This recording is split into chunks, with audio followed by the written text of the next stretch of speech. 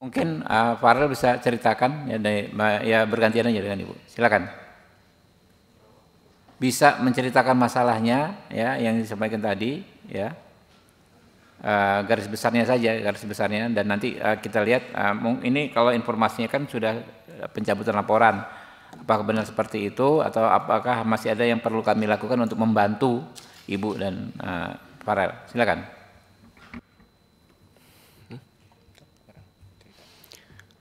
Cerita dari awal ya Pak ya? Ya jadi kronologinya itu kenapa saya kayak gitu itu hanya dari spontanitas saya sendiri. Ya karena saya nggak tegang lihat ibu saya yang tidak bersalah sedikit pun tiba-tiba ditahan. Dan awalnya juga itu kan kasusnya itu ibu saya diminta membantu. Tapi ibu saya ini kan diperlakukan seperti asisten rumah tangganya. Dan padahal masih saudara. Tapi terus juga pernah sewaktu-waktu ibu saya sulit dihubungi dan akhirnya dibeliin handphone. Dengan balasan ibu saya harus bekerja dengannya. Dan itu pun ada kesepakatan tentang gaji dan lain-lain. Lalu ketika bekerja, ibu saya dititipkan sejumlah uang. Uang itu pun diberikan untuk mengurus rumahnya, untuk membayar wifi dan lain-lain, termasuk membayar asisten rumah tangganya. Saat bekerja, ibu saya ini tidak tahan, akhirnya berhenti dan memblokir nomor WhatsApp saudara ayah saya ini. Terus saudara ayah saya pun nggak terima dan ngelaporin ibu saya ke Polsek Ciputat Timur. Polsek. Dengan tuduhan penggelapan uang dan penggelapan barang. Dan ibu saya juga pas ketika dipanggil nggak diberi pendamping. Di sisi lain, saudara ayah saya itu ditemani dengan pengacaranya. Dan akhirnya singkat cerita tanpa ada bukti yang jelas, akhirnya ibu saya ditahan. Saya hanya tahu itu sih. Tuduhannya digelapkan apa, Pak Farel? Tuduhannya itu penggelapan sebuah barang dan uang. Senilai 10 juta dan sebuah handphone. Handphone ya. Handphone ada nilainya. Handphone apa itu? Kenapa? Handphone apa? Sekitar berapa ya? Merek Vivo. Vivo. Vivo. Paling 5 juta, 10 juta ada. 3 jutaan, Pak. 3 jutaan. Itu ya. Ibu ada yang ingin disampaikan, Bu? Tapi terakhir kemarin kan sudah selesai ya, udah Pak penangguhannya penahanannya ditangguhkan ya. Dikabulkan. Lalu sudah ada pencabutan laporan? Sudah ada. Oke. Ya, kami perlu mengapresiasi ya Kapolres Tangerang Selatan Pak Victor ya, Pak Randa ya. Victor ya, karena kemarin Pak Dasko pimpinan DPR 2 hari lalu telepon saya supaya mengkomunikasikan ini dengan Polres Tangerang Selatan dan langsung ini kan di Polsek kemarin ya, di Polsek ya. Jadi Kapolres atasannya Kapolsek Pak Victor lah yang berinisiatif menyelesaikan masalah ini dengan restoratif justice. Kita apresiasi Pak Victor ya. Nanti mungkin ya teman-teman ya, simpulannya kita dorong supaya ini memang benar-benar tuntas ya, si ibu tidak lagi dipermasalahkan secara hukum. Gitu Bu ya. Soal uang berapa 10 juta plus handphone Vivo, kalau toh si pelapor ya menginginkan uang tersebut, komunikasi tadi ada pimpinan DPR yang siap menanggulanginya. Kita dari kami aja Bu ya. Kalau memang diminta ya.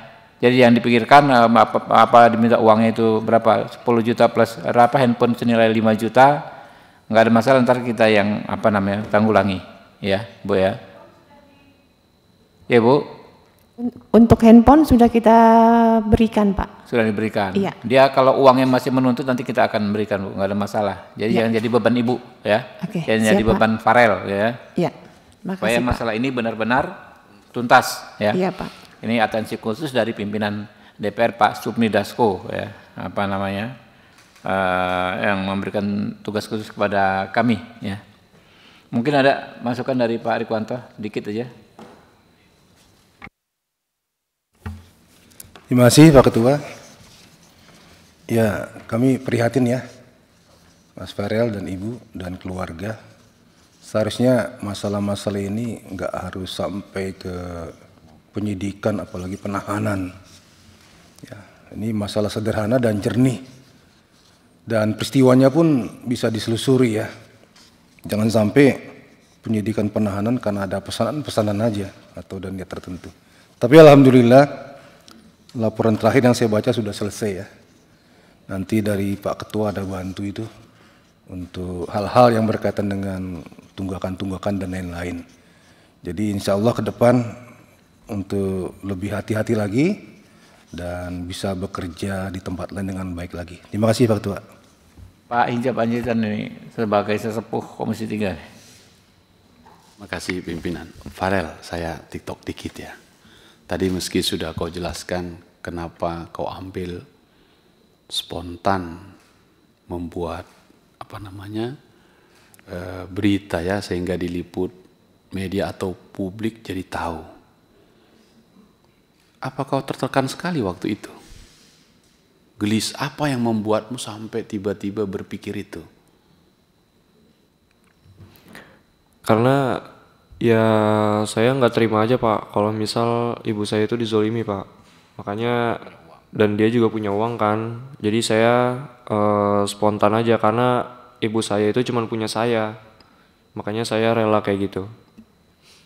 Kau protes kepada orang yang melaporkan atau protes kepada polisinya yang menahan? Nah, saya di situ juga minta keadilan Pak, karena ibu saya itu tidak terbukti bersalah, tetapi malah ditahan. Nah, di situ yang agak aneh. Itu yang mendorongmu spontan? Iya, betul. Sendirian pikiran itu waktu itu atau ada yang kawan lain yang? Enggak, saya sama adik saya. Berdua saja? Berdua saja. Tiba-tiba spontan membela ibu? Iya, betul. Iya. Tadi sudah dengar pimpinan ya. Kita mengapresiasi Kapolresnya karena langsung turun diselesai ya. Saya hanya ingin menangkap pesan dua anak membela ibunya dengan cara itu. Tidak ada orang lain yang suruh kau itu? Enggak Pak. Murni dari hatimu? Murni. Ya. Saya cuman spontan aja itu Pak. Ya. Saya kira pimpinan apa yang tadi ditawarkan, Bu, yang 10 juta kan nanti harusnya Ibu kembalikan kalau itu betul. Betul nggak uang itu Ibu? Sudah. Tidak ada sama sekali Pak, sepeser pun tidak saya ambil dan itu sudah saya kembalikan dan ada catatannya Pak. Tapi dari pihak polisi itu saya tidak diterima karena di situ saya tidak ada saksi waktu mengembalikan uang tersebut. Sama saya tidak ada katanya kwitansi. Yang menerima siapa Bu? Uang Ibu berikan? Saya memberikan kepada saudara dari suami saya tersebut yang tempat menitipkan uang. Dan itu semua ada catatannya via WA juga semua ada. Ada Pak. Sudah jelaskan ini dengan Polsek sudah, yang menjadi... Saya sudah jelaskan. Tapi saya tidak diterima. Baik. Terima kasih ya. Saya kira sudah ditangani ini, nanti mungkin diselesaikan cepat. Yang penting Ibu sudah ditangguhkan ya. Berapa lama sempat ditahan? 2 malam. Iya. Pimpinan, saya kira kita sudah mendengar ini dan kita dorong saja Kapolresnya untuk segera menyelesaikan ini dan close kasusnya. Saya Farel ya, mewakili orang tua dan adikmu, respect ya, sikap membela ibumu. Anda anak yang memperjuangkan ibumu. Saya pribadi dan kami semua di sini sangat menghargai itu dan buktinya Komisi 3 terpanggil hatinya untuk memanggilmu datang kemari dan menjadi contoh kepada banyak orang yang setia dan menghormati ibunya dan ketika diperlukan ia membela ibunya. Saya respect untukmu ya. Terima kasih pimpinan. Ya, terima kasih Pak Rahul. Mungkin udah cukup ya, teman-teman. Pak Rano dikit, Pak Rano ngomong. Makasih pimpinan. Jadi Bu, yang pertama memang apa yang dilakukan Pak Rel tuh insya Allah akan dilakukan banyak anak. Jadi contoh, demi ibunya bisa ngelakuin apapun, kan gitu ya Bu ya. Jadi kemarin sempat atensinya pimpinan Pak Dasko, karena saya sebetulnya di dapil situ juga, itu memang langsung turun, memerintahkan saya, memerintahkan Pak Kapolres untuk mengecek, karena ternyata perkara ini adanya di Polsek. Atas pengetahuan Kapolres, lakukan penahanan. Nah makanya langsung atensi itu langsung dijalankan, hari itu pun langsung dikeluarkan, terus langsung tadi malam sudah selesai urusan RJ-nya Bu ya. Jadi sudah dicabut semua, clear ya Bu? Laporan sudah lapor ya? Gimana Pak? Tinggal menunggu SP3 Pak. Oh ya udah, berarti hari ini suruh SP3 kan kejar, karena kan sudah persyaratan sudah selesai semua. Agar perkara Ibu tidak digantung-gantung. Ya Bu ya. Jadi insya Allah ini langsung dikawal sama pimpinan DPR, Pak Dasko dan kawan-kawan semua, insya Allah langsung selesai lah Bu. Sekali lagi tapi saya senang karena ya Ibu punya anak yang baik. Ya Bu ya, terima kasih saja pimpinan. Ya Bu, jadi ternyata Ibu juga sudah mengembalikan uang yang 10 juta dituduhkan digelapkan itu. Iya kan, sebetulnya nggak ada kewajiban Ibu untuk mengembalikan lagi harusnya kan. Tapi memang untuk jaga-jaga siapa tahu ada yang masih meminta, nanti kalau diperlukan nanti ada dari pimpinan Komisi 3 Bu. Jadi jangan dikhawatirkan ya. Iya Pak. Pak. Izin Pak Ketua. Kebetulan saya adalah wakil dari kedua mereka yang bertikai. Yang bertikai pertama si pelapor adalah anak kakak kandung saya. Kemudian Ibu Safrina Yani ini adalah istri dari keponakan kandung saya. Masih keluarga. Dan sebelum kasus ini jauh melebar kemana-mana, makanya kemarin saat Kapolres dengan Bapak Pinky Wiwang, Kapolres Selatan, dan Bapak Kapolsek Bambang, saya menyampaikan permintaan maaf kepada masyarakat Indonesia, sebab bila mana dari awal saya hadir, perkara ini buat saya adalah saya menepuk air dulang Pak. Cuman karena ada yang merasa lebih baik, lebih hebat dari salah satunya, saya nggak bisa ikut. Cuman saya mengingatkan untuk tidak dibawa sejauh itu. Sementara perkara ini sebetulnya tidak ada Pak. Tidak ada. Saya bisa bawa datanya. Artinya penetapan Bu Yani sebagai tersangka terlalu emosional. Dan saya terima kasih. Kasus ini sudah dimediasi oleh Bapak Kapolres. Cuman tentu di sini saya perlu menjelaskan duduk yang sebenarnya Pak. Peristiwa ini dominan pemindanaan Ibu Yani adalah emosional Pak. Sakit hati Pak. Karena pelapor adalah keponakan kandung saya mengetahui sekali karakteristiknya. Dan ini saya sampaikan dengan bukti. Artinya keponakan saya yang satu ini memang dari sekian jumlah cucu kakeknya, saya nggak punya cucu yang keponakan yang begini Pak. Susah dan susah. Kalau sudah dia tersinggung nggak jelas judulnya, nggak peduli dengan saudara. Makanya saya bilang kasus ini menepuk air dulang buat saya. Maka saya minta maaf juga kepada Bapak Kapolsek Bambang di Ciputat semalam. Kalau untuk rasa bersalah dalam persoalan ini, untuk yang harus malu dalam persoalan ini bukan pihak kepolisian, saya selaku omnya. Tetapi karena keadaan hidup saya juga harus berjuang untuk kehidupan saya sendiri, saya bertemu dengan beliau-beliau ini kurang Pak. Cuman sebelum kasus ini jauh seperti ini, saya sudah mengingatkan salah satu pihak, pelapor. Yang keponakan saya ini mulai dari apa pertama Yan? Yang pertama itu apa datang ke sana? bukan Pemanggilannya itu pertama mediasi. mediasi. Pada saat mediasi yang saya sayangkan adalah surat pertama bentuknya mediasi, Pak. Bukan mediasi. Ya. Iya. Surat pertama bunyinya mediasi, dihadiri Ibu Yani sendiri. Oh, klarifikasi. Klarifikasi. Oh, klarifikasi. Kemudian pada saat kedua juga bunyi suratnya klarifikasi, tetapi di dalam ruang pemeriksaan itu Ibu Yani sendiri. Pelapor didampingi dengan 2 pengacara dan 3 penyidik. Kemudian Ibu Yani tidak diberikan kesempatan menjelaskan tentang duduk persoalan. Artinya ini bukti saya bawa semua, Pak. Tentang tuduhan handphone, tuduhan uang, semuanya Ibu Yani punya data.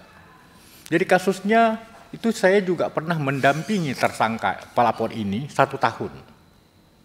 Saya pernah mendampingi dia di tahun berapa, Mas? 2019 ya? Di tahun 2019 saya pernah mendampingi pelapor ini 1 tahun. Saya hadir di sana pada saat itu dia sedang berkonflik dengan ibunya.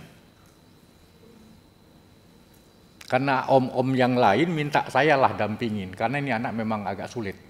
Saya dampingin, Pak. 1 tahun saya mendampingi beliau. Kemudian sampai di luar yang saya duga, saya sampai leher saya terjahit 36 jahitan.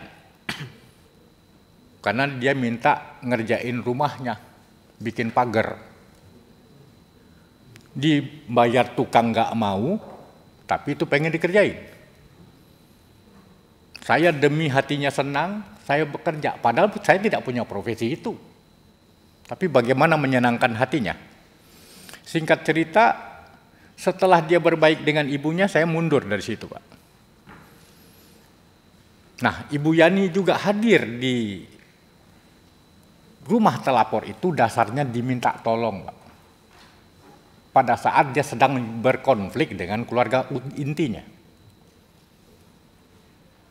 Kemudian kebiasaan anak ini adalah ketika dia berkonflik dengan ibunya, dengan keluarga intinya, dia akan marah-marah.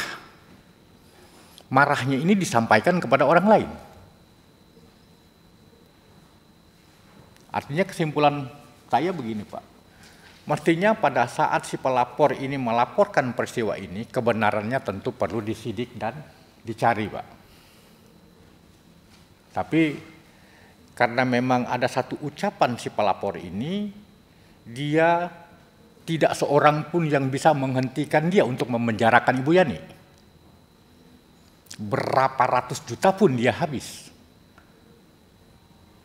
Berarti kalau di situ bicaranya seperti itu, bukan faktor uang 10 juta, Pak. Bukan faktor handphone, Pak. Maunya ini dipenjara, hatinya puas, dan ingin mentontonkan kepada publik siapa gue. Kebetulan saya juga termasuk orang yang dizolimi. Kakak kandung saya yang melahirkan dia diusir dari rumah itu. Artinya ini kan tidak bisa saya bawa ke ranah hukum.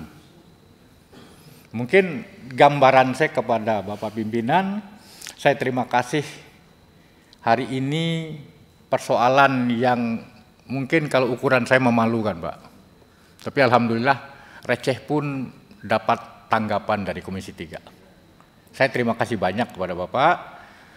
Mudah-mudahan artinya penegakan hukum yang seperti ini ke depan Boyo dipertimbangkan gitu loh, Pak. Ini kan, saya sudah sampaikan juga kepada Humas Polres Tangerang Selatan. Dari sisi nilai yang dituduhkan, dari sisi kekerabatannya, nilainya 10 juta, orang ini bersaudara. Layakkah ini dibawa lebih mendahului karena hukum? Artinya saya juga bersyukur punya cucu ini. Dan saya nuntut juga kepada pihak kepolisian kemarin, cucu saya ini layak untuk dijadikan edukasi anak bangsa. Sejarahnya orang menjual ginjal itu buat ngebelain kebrengsekan anak.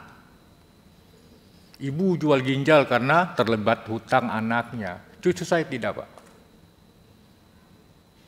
Karena dia tahu ekonomi ayah dan ibunya. Kebetulan beliau ini adalah juga atlet apa nak? Sport? E-sport. G-sport. E-sport. E-sport. E-sport. Nah, dan uangnya tidak cukup untuk menyaingi si tantenya tadi. Itulah mungkin, dan ini naluri dia sendiri, ya kan? Dan saya juga setelah kasus ini awal saya tahu, kemudian masing-masing tidak dapat kita nasihati, yang satu pasang badan, yang satu pasang uang. Artinya kami tidak menuduh uang itu untuk siapa, yang jelas tercatat dalam voice note-nya dia telah menghabiskan uang untuk membayar pengacaranya. Baik Pak, sudah kami dapat pesan Bapak. Terima kasih banyak Pak.